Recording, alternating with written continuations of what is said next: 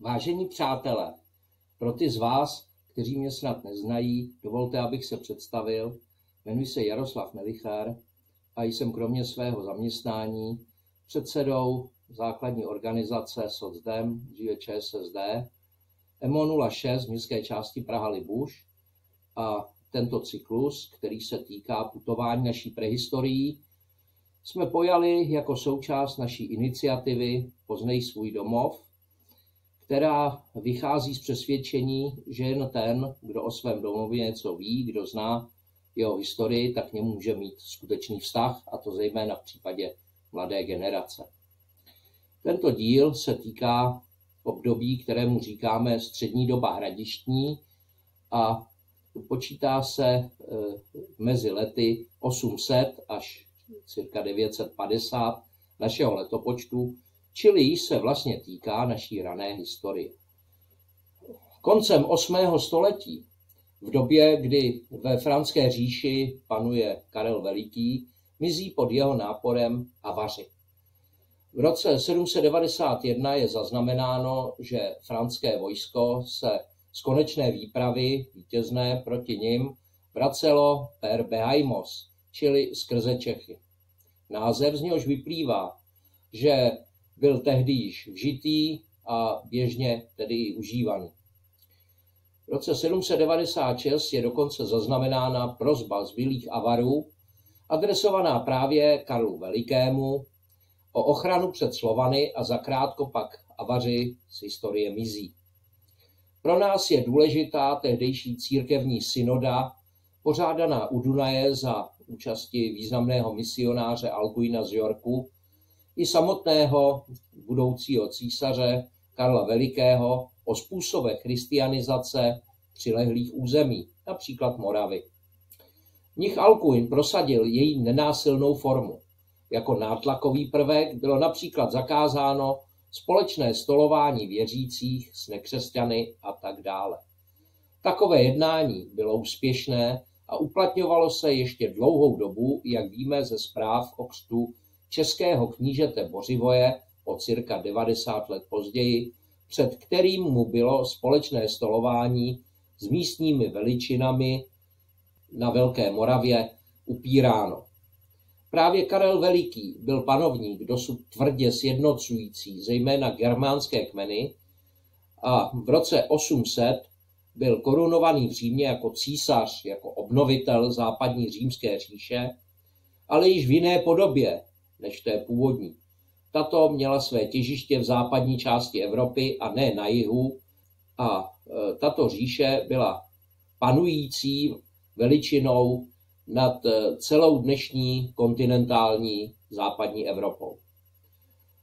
Po předchozí pacifikaci Frýsů a Sasů zahájil tento císař další expanzi své říše na východ.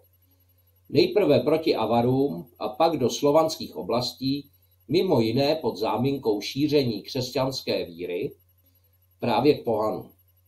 Jeho postup proti nejednotným polabským Slovanům dával tušit i nápor do dalších již slovanských oblastí, jako byly Čechy. Přišel v roce 805, kdy franské vojsko, vedené jeho synem Karlem mladším, napadlo české země, ale bylo v bitvě u Kamburgu, což je pokládáno za tehdejší název Hradska u Kaniny v okolí Mělníka, poraženo. Mocný panovník však sebral nové vojsko a útok v roce 806 znovu opakoval. Dosáhl však jen částečného úspěchu. Jeho vojsko, vedené dalším synem Pipinem, vymohlo od Čechů placení tributu, poplatku ve výši 500 hřiven stříbra a 120 vypasených volů ročně. A pak odtáhlo. Zřejmě se tedy jednalo spíše o nerozhodný výsledek. Pomocné langobardské oddíly prý tehdy táhly okolo ruin hradiště svého dávného krále Vacha, což bývá identifikováno jako cesta po jílovské komunikaci okolo bývalého Opida na Závisti.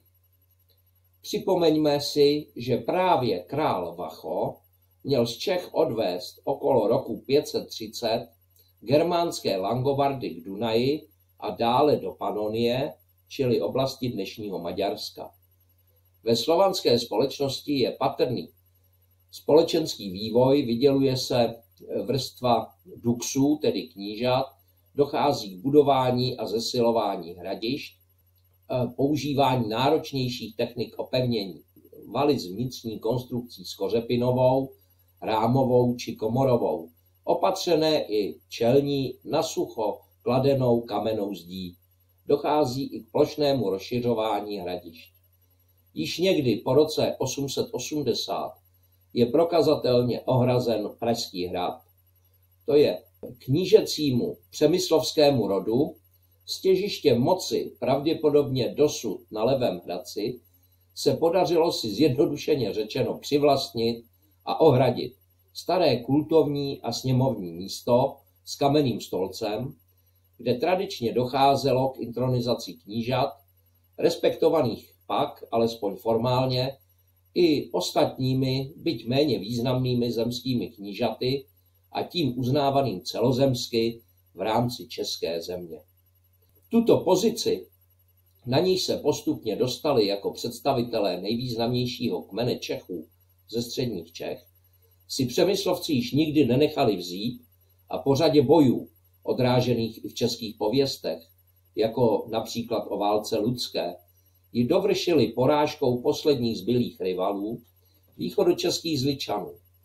Kontakty s Franskou říší jsou stále četnější. Na říšském sněmu ve Frankfurtu v roce 822 jsou Slované zaznamenáni jako ti, co platí tribut, to je představitelé alespoň nějak formálně závislé země. O tom, že to bylo spíše přání, svědčí v té době vznik státního útvaru na Moravě, takzvané Velkomoravské říše. Jak moravská, tak česká elita té doby si je plně vědoma budoucí christianizace a její nutnosti, zejména pro otupení významné záminky Franské říše k výbojům, to je k šíření křesťanské víry pohanů. Touto cestou bohužel nešly severní slovanské polabské kmeny. Ve východní části dnešního Německa tam dochází k jejich lpění na politeistické staré víře, při jejich trvajícím rozdělení i k postupnému podrubení expandujícími Němci. Na Moravě se však franský vliv projevuje dlouhodobou tolerancí k misijnímu úsilí křesťanských misí ze západu. Zde uveďme jako příklad kostel v Modré u Uherského Hradiště, který je založen iroskotskou misí již někdy na konci 8. století. I přijímání jiných módních vlivů, takzvaný lednicko-mikulčický styl té doby, kombinuje franské a avarsko-slovanské prvky, tak jak prokazují mimo jiné i nálezy z Pražského hradu. Vyšší vrstvy společnosti nepochybně napodobují franské elity i oblečením a změnou pohřebního ritu se žárového na křesťany požadovaný kostrový. V Čechách sledovatelný oproti Moravě však s menším zpožděním od asi poloviny 9. století. Nejstarší nálezy jsou zde doloženy v Kouřimi a následně i v Praze. Kolem roku 830 je k Moravě připojeno Nitransko a tamní kníže Pribina je nucen vyhledat azyl ve Franské říši. Hned následujícímu roku došlo k údajnému hromadnému pokřtění všech Moravanů pasovským biskupem Reginharem.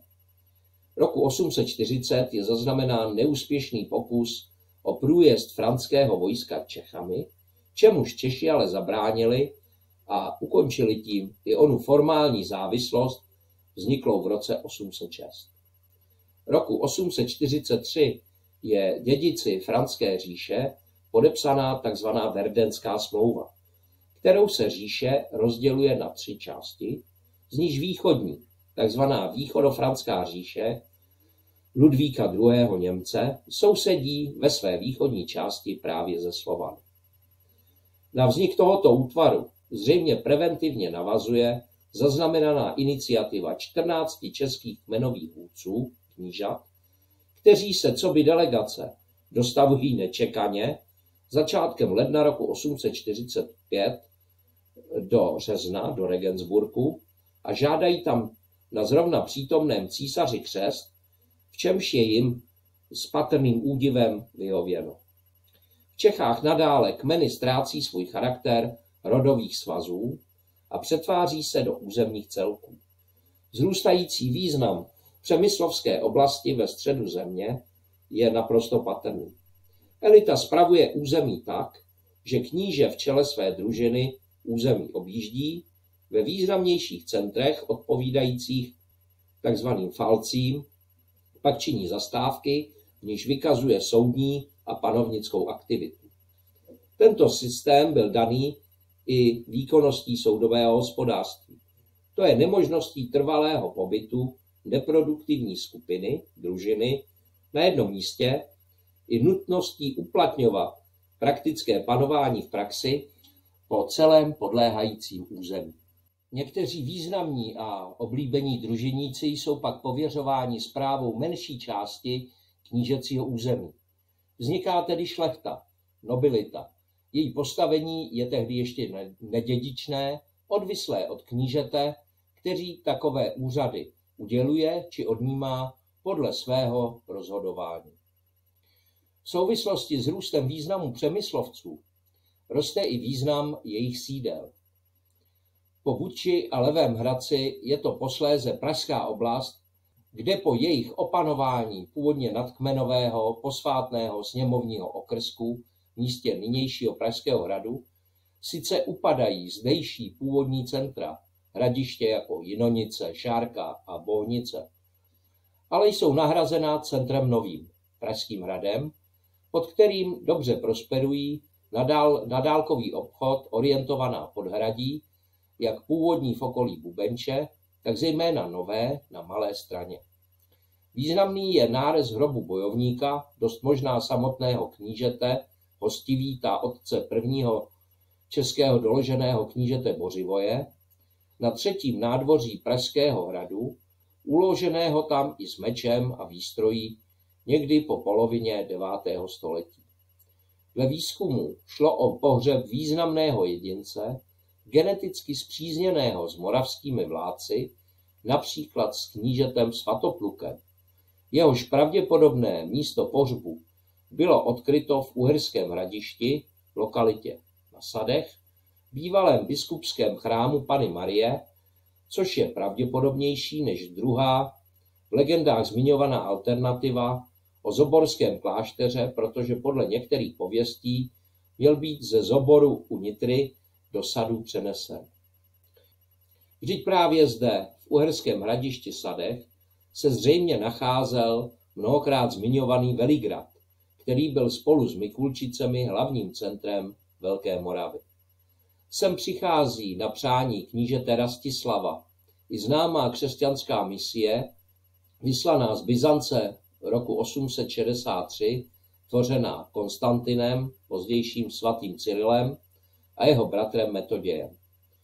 Oba byli nejen schopní misionáři, což prokázali nedávnou úspěšnou misijní cestou na Krym, kde objevili pozůstatky mučedníka svatého Klimenta, světce žijícího mezi roky 35 až 99 našeho letopočtu, který byl kdysi za pronásledování křesťanů utopen vhozením do moře s kotvou připevnenou k tělu.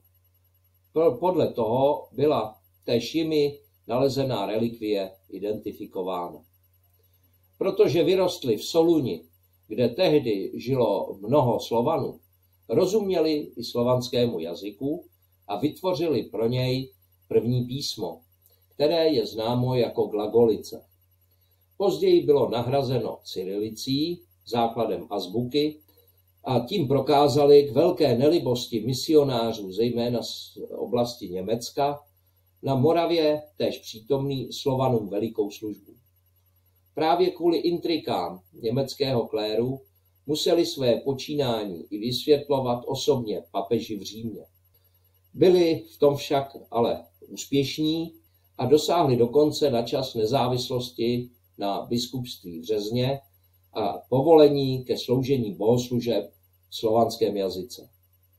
Avšak po smrti obou bratrů, z nichž Konstantin, přijavší řeholní jméno Cyril, zemřel roku 869 v Římě a Metoděj, posléze arcibiskup moravský, zemřel roku 885 v tehdejším Veligradu, zřejmě v dnešním uherském hradišti Sadech, kde byl pohřben ve svém stoličním chrámu, zřejmě právě v bazilice svaté Bohorodičky Panny Marie.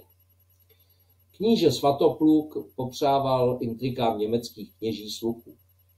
Metodiovi žáci museli pak Moravu opustit, odešli zejména do slovanských oblastí v Bulharsku a v Srbsku a zanechali dodnes patrné stopy v pravoslavné církvi, která se ve východní Evropě vyvinula. Kníže Svatopluk, s nímž je největší rozmach Velké Moravy spojován, uhájil samostatnost proti Franské říši. Ale jeho dědicové, jimiž měli být jeho synové Mojmír II., Svatopluk II. A Přeslav, ji dlouho neudrželi.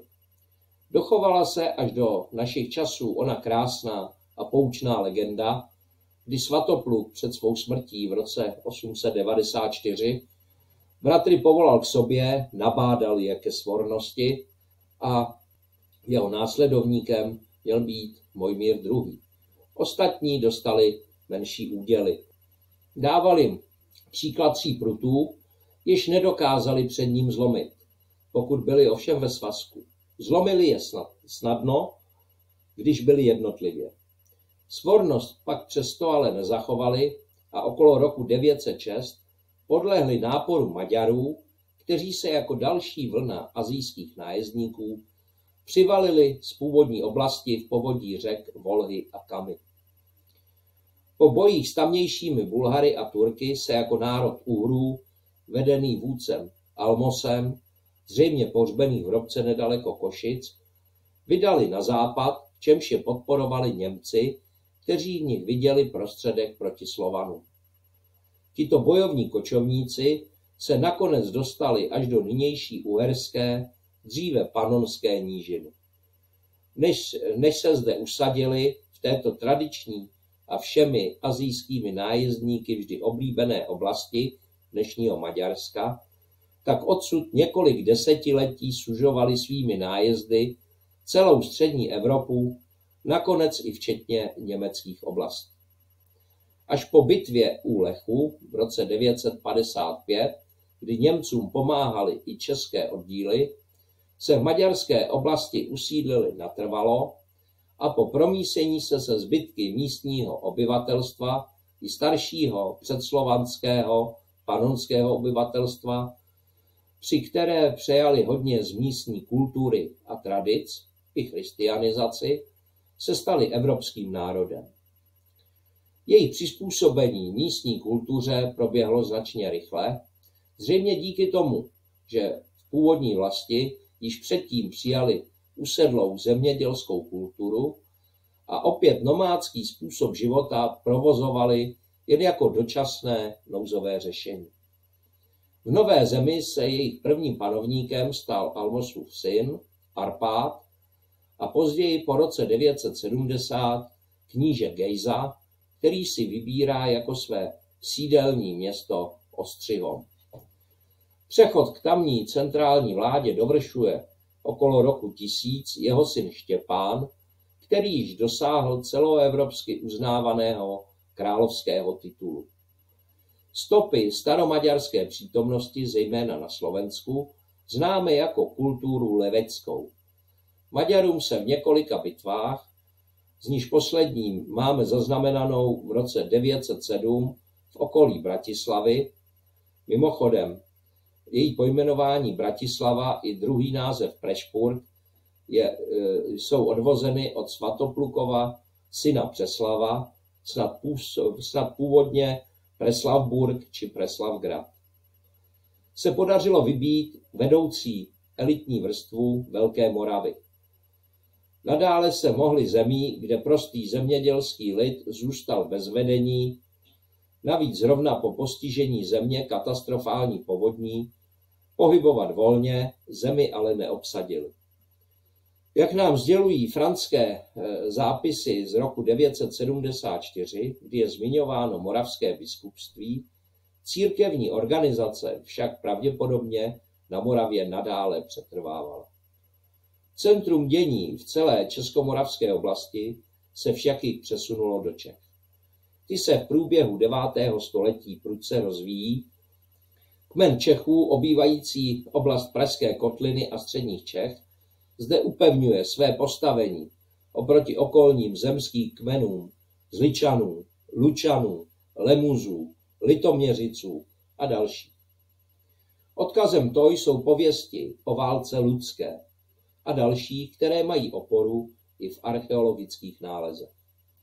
V jižní části Pražské kotliny pak původní hranice protínala právě okolí Dolních Břežan, jejíž jméno je odvislé od hraničních břehů, to je náspů. Ty oddělovaly území pod správou Přemyslovců od oblastí spravovaných dosud Zličany, kteří měli své hlavní sídlo ve Staré Kouřimi, řečené Zliči. O provázanosti kmenových elit svědčí i pověsti, podle kterých se vůdce Zličanů, bránících Čechům v rozšíření jejich domény jižním směrem, je zmiňovaný Mstiboj, který sice měl být bratrem přemyslovského knížete Neklana, vůdce Čechů, ale vedl Zličany, ke kterým se měl přiženit. Konečná rozhodující bitva se měla odehrát mezi obcemi Točná a Cholupice. Jižní část Pražské kotliny byla i v té době zapojena do celkového vývoje naší země. V lokalitách, jako jsou Modřany, Písnice, Cholupice, Libuš, o tom svědčí dochované pohřební a sídelní aktivity, zejména zde naležená pohřebiště z té doby. Ta byla tehdy vzdálená od sídlišť nejvýše kilometr a jsou charakteristická nálezy tzv. Esovitých záušnic, v tehdejší módě následující předchozí výrazný znak gombíky velkomoravského typu.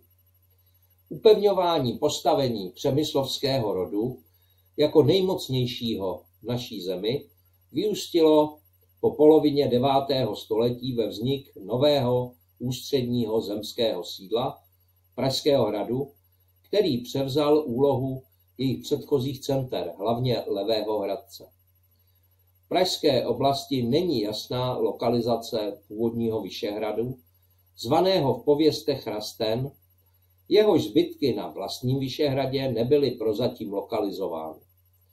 Donedávna zde nálezy datovaly hradiště až do průběhu 10. století. Nyní se ale objevením zbytku chrámu velkomoravského typu posunuli nazpět, ale jen asi do 80. let 9. století. Skutečností jsou ale velké zemní zásahy, prováděné zde jak ve středověku, tak při výstavbě barokní pevnosti v 17. a 18. století, které mohly situaci změnit a nálezy ze starší doby znehodnotit. Je známa i hypotetická úvaha o umístění tohoto hradiště na souběžný jižnější vyvýšený hřbet, to je na Bráník, který byl ale těžbou kamene v průběhu staletí z velké části odtěžen, takže takové úvahy nelze ani zcela odmítnout, ani ovšem doložit. Praha, zřejmě původní název vyprahlého nezalesněného skalního hřbetu, na němž Pražský hrad stojí, i když o původu pojmenování je více teorií, byl již předtím zřejmě celozemsky uznávaným kultovním centrem. Centrem kultu byl přímo oltář zvaný Žiži, což je odvozeno od žížnit, řežaví a podobně. To je zřejmě místo s posvátným ohněm v oblasti ohraničené dnešní katedrálou svatého Víta a bazilikou svatého Jiří. vybavené i kamenným stolcem, na kterém probíhala důležitá sněmovní jednání, zejména pak volba českých knížat, která pak jako jim formálně symbolicky nadřazená uznávali i ostatní náčelníci kmenů v rámci země. To, že takové společné kultovní místo se podařilo někdy po polovině 9. století ohradit a sobě tím formálně přivlastnit přemyslovskému rodu, bylo zásadním výrazem jeho získání ústředního postavení v zemi. Přemyslovci se snažili bránit i neutuchajícím snahám po podmanění vycházejících opakovaně z Franské říše, zejména po roce 872, kdy od Bavorů byl svaz českých knížat, z nichž známe podle zápisu jménem Svatoslava, Vítislava, Herimana, Spitimíra, Mojslava a Bořivoje, poražen a hledají podporu v sousední Velké Moravě, kde roku 881 či 882 zřejmě byl český kníže Bořivoj se svojí manželkou Ludmilou a asi 30 družiníky pokřtěn samotným biskupem Metodějem. Ke křtu prý byl Bořivoj motivován kromě nepochybného vědomí nezbytnosti takového kroku s ohledem na celkový ústup pohanství a tlak z Franské říše i tím, že byl při návštěvě knížete Svatopluka, se kterým byl pravděpodobně spřízněn, posazen stranou jen na koberec na zemi jako pohan, který nemá právo ke společnému stolování. Víme, že takový nátlakový postup směřující ke křtu dosud pohanských náčelníků byl schválen již zmiňovanou církevní synodou, konanou u Dunaje v roce 791. Karlovi Velikému tento postup radil známý mnich Alcuin a osvědčil se. Kromě již zmíněných kosterních nálezů z oblasti Pražského hradu, svědčících o příbuzenském vztahu mezi moravskými Mojmírovci a českými Přemyslovci již dříve, soudíme, že Svatoplukova manželka byla česká princezna, neboť je dochována zpráva z roku 871, že Němcům se náhodně podařilo v oblasti Českomoravské Vysočiny přepadnout její svadební doprovodný oddíl a uloupit z něj, považte, 644 koní, některé i s bohatým nákladem. Křtu se zakrátko dočkala i Bořivojova manželka kněžna Ludmila. Velmi na ní zapůsobil a stala se od té doby horlivou křesťankou. Pokřtěný kníže byl do Čech doprovázen i církevním doprovodem, z něhož známe jménem kněze Kajcha. Ten také vysvětil nejstarší kostel v Čechách, svatého Klimenta na původním přemyslovském hradišti Levém Hradci. Tam možná proto, že Bořivoj již předem očekával nesouhlasnou reakci okolí a proto svoji počáteční křesťanskou iniciativu nesměřoval do Prahy, ale na svůj jaksi soukromý Levý Hradec. Že se v odhadu na nepříznivou reakci nemýlil, je patrné z toho, že se stává v krátké době obětí převratu, po němž se musí uchýlit na Moravu a jeho místo zaujal jakýsi Strojmír. Bořivoj se ale zakrátko vrací spolu s moravským vojskem a opět zaujímá své knížecí postavení. Čechy jsou však od té doby pod přísným moravským protektorátem a máme doklady o přítomnosti velké moravské družiny na Pražské hradě, zejména z pohřebiště v dnešní Lumbeho zahradě. Díky tomu je nadále Bořivojova pozice tak silná, že zakládá okolo roku 883 a 4 přímo na Pražském hradě, byť mimo tehdejší jeho jádro, jako znamení díků za návrat do postavení votivní kostel svaté Panny Marie, jehož zbytky objevené v meziválečním období archeologem doktorem Ivanem Borkovským bývají občas přístupněny. Nálezy s velkomoravskou výbavou jsou zaznamenány například i na Břevnově, Bohnicích, Vlahovicích, Michli, kde se našly na Bohdalci, Kopí a Střepy, Motole, na Zbraslavi, Libuši, Písnici, Cholupicích a jinde. Bořivoj však umírá zřejmě v roce 889 a vlády se ujímá jako kníže jeho syn Spytihněv. V roce 894 Češi využívají oslabení Velké Moravy, kdy po smrti knížete Svatopluka závislost na Moravě ukončují. V roce 895 se knížata Spytihněv a jakýsi Vítislav dostavují do Řezna, kde se formálně poddávají císaři Arnulfovi a mění tím orientaci země z východní na západní. Jedná se o zásadní změnu orientace, která trvá dodnes. Již od poloviny 9. století v souvislosti se vznikem Pražského hradu jako nového centra se znatelně utlumují a pak zanikají ostatní pražská hradiště, Šárka, Bohnice, Jinonice a tak dále.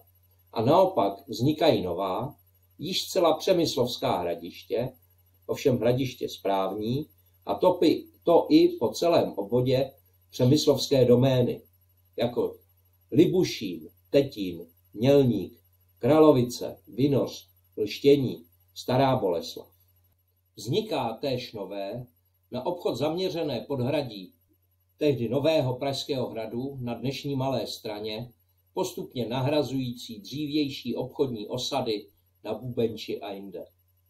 Okolo Pražského hradu, zřejmě mezi roky 907 až 910, se staví nová hradba s kamennou plentou, takzvaná Spytihněvova. Stavební aktivity zde dále pokračují za dalšího knížete Vratislava založením kostela svatého Jiří na Pražském hradě, zřejmě v roce 920, kam byly po nástupu knížete Václava, zřejmě v roce 924-5, přeneseny ostatky jeho milované babičky Ludmily a dále chrámu, původně rotundy, svatého Víta, vybudovaného okolo roku 930 knížetem Václavem.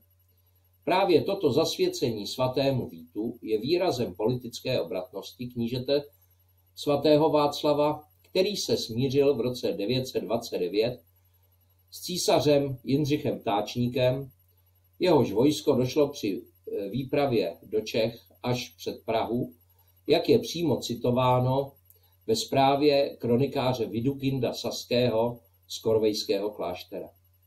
Jedná se o nejstarší zmínku o Praze. Nutno ale říci, že zprávy o pražské oblasti nalézáme v zahraničních pramenech již dříve. Sasko krátce předtím vyhrálo nad Bavorskem spor o hegemonní roli v německé říši a bylo velice mocné. Umožnil mu to klid na západní hranici, která se mezi německými a francouzskými kraji stanovila domluvou panovníků takzvanou Bonskou amitií v roce 921 na řece Rýnu.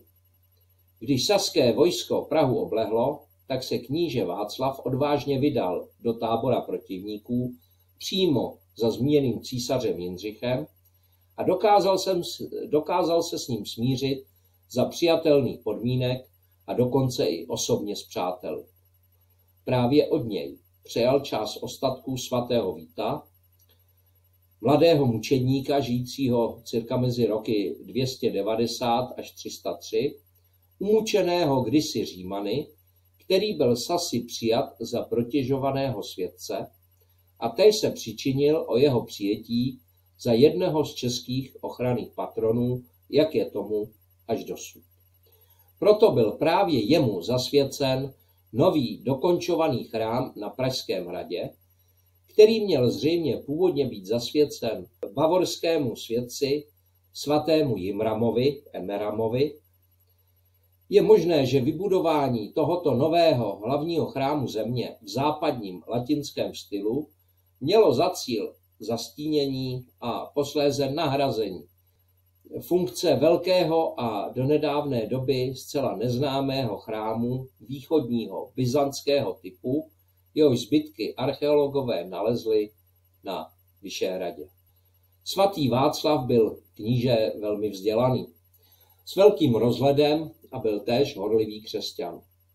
Především se snažil uhájit samostatnou existenci českého státu, nalezením způsobů mírového soužití s mocnou sousední německou říší, byť ta se tak v té době ještě nejmenovala.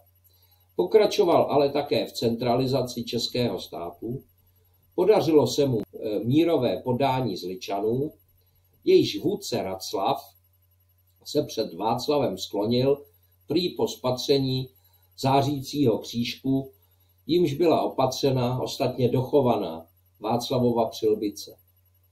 Víte, nic na tom nemění ani skutečnost, že na zmíněné přilbě je nánosník, na němž je vyvedena podobizna pohanského germánského boha Thora, přibitého na posvátný strom, která ukřižovaného Krista pouze připomíná. Václav určitě měl před očima osud polabských Slovanů, kteří zůstali rozdrobeni, nepřijali křesťanskou víru a byli postupně pohlcováni a poněmčováni Němci. Vždyť z polabských Slovanů pocházela i jeho matka, kněžna Drahomíra. Ta dala 16. září 921 zavraždit svojí vikingskou stráží v čele s Tunou a Gomonem Václavovu babičku svatou Ludmilu a v roce 935 musela hledět na Václavovo zavražděné tělo a nakonec se ještě ze všeho podle pověstí kousek od dnešní pražské Lorety i s povozem propadla až k čertům do pekla. Tak vážení přátelé, dovolte mi, abych se na konec dnešního dílu putování naší prehistorií a ranou historií s vámi rozloučil s přáním všeho nejlepšího na zdraví a budu se velice těšit na naše další setkání. Loučí se s vámi, jako vždy, Jaroslav Melichár. Mějte se.